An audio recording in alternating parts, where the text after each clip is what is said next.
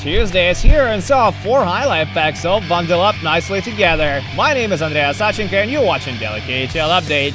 We head out to Khabarovsk first, where the Tigers still hope for their first win of the season following 9 consecutive losses. What better way to end the slump than defeating their rivals Admirals? Let's step inside Fetisov Arena. First period, Vladislav Oshenin sets up Anton Lazarev on open ice. He shoots, it's deflected, and Slava Oshenin slides it past Anton Krasotkin. Kinda looks like a curling play, 1-0 or more. The Tigers improved their lead to 2-0 just 5 minutes into the second. Anton Lazarev draws his second assist of the night as Alexander Gorshkov tucks it home on the rebound. Third period now, and something peculiar happens. Admiral get a man advantage and Marek Lankhammer has to skip a shift to fix his mask at the bench. Evgeny Alikin goes into the battle headlong. A minute into the power play, Sean Lalonde gives it to Adam Alquist. Quick pass across and Marcus Young hits the short side with a nice clapper. Alikin allows 1 goal and 2 shots, and Lankhammer goes back onto the ice with his mask fixed.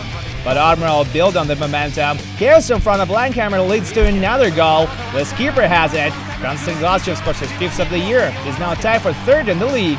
Former Belleville Bull Sean Lalonde registers his first career KHL point on the play. Good Ontario boy, it's a 2-2 tie. This one ends with a drama too, with less than 2 minutes remaining in regulation. Martin Bakos and Lalonde get a minor each in the same shift. I might have spoken too soon there, my bad. The Tigers get a 2-man advantage and get a goal out of it.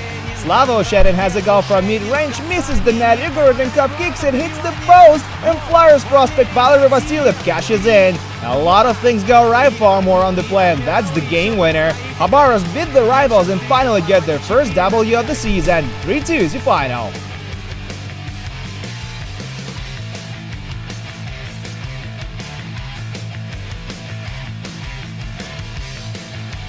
We'll end in Nizhny Novgorod now, where Torpedo do battle with Dynamo Minsk. This one is quite a thriller. The Verster strike late in the first. Shane Prince to Andrei Kostitsyn, 1 more to Timo Pulkkinen, and he nets it backdoor. Great tic-tac-toe play, and Pulkkinen climbs on top of the league with 7 goals.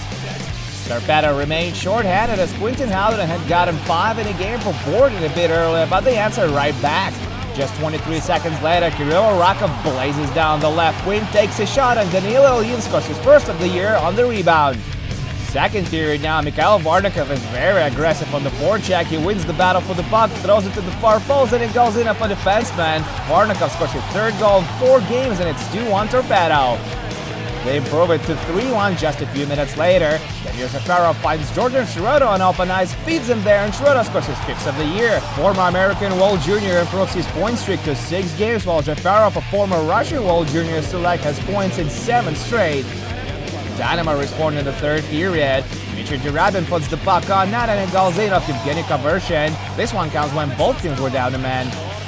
Minsk go on a power play right after that, and Pulkkinen goes for a clapper. It's blocked by Artyom Alayev, but then Pulkkinen feeds Francis Perret down low, and Perret finishes the job. 2 former Grand Rapids Griffins combine on the goal. It goes to overtime. Charles Ganaway swats the puck up the left wing for Anton Shelfin, who skates in on Jonas Everett all by himself and makes no mistake. Ganaway extends his point streak to 6 games as well, and Torpedo win their 6 out of the past 7. 4-3 overtime final in Nizhny Novgorod tonight.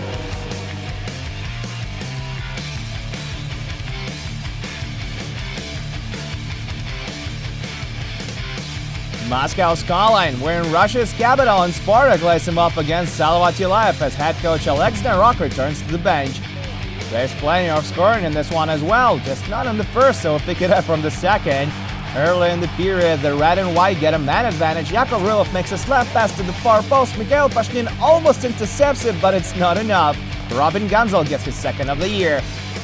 Spartak double the lead 2 minutes later. Denis Kokarev finds some open ice at the right wing. Evgeny Kulik drops to the slot and gets an easy tap in. What a beaut, 2-0 Spartak. Soon after that, Spartak have a glorious chance to score another one, but Alexander Koklachev fails to beat Yukon Metzel 5-hole. Salavat get a goal back before the intermission. It comes in a power play. Former Leaf Nikita Soshnikov scores his 6th of the year, while Linus Ulmerk and Timo Hardikainen draw the assists. Ulmerk ties it up 3.5 minutes into the 3rd period. He gets the pass from Hardikainen and banks it in on Patrick Hersley's skate. Cheeky move by the Swede, and it's a 2-2 tie. The Virstis get in the lead 5 minutes later. Filip Larsen shoots from the right wing and it falls Vadim Homchenko. I'm sure he wouldn't mind taking it back.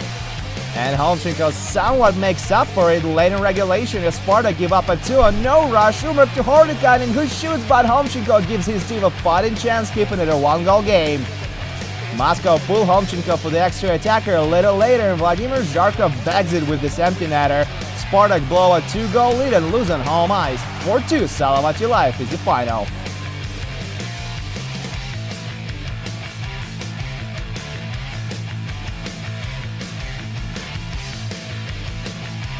Podolsk Moscow region is our last stop for the night. Vitas defend the ice against Avtomobilist and Pavel Datsyuk makes his season debut for the visitors. These are the top two teams of their respective conferences.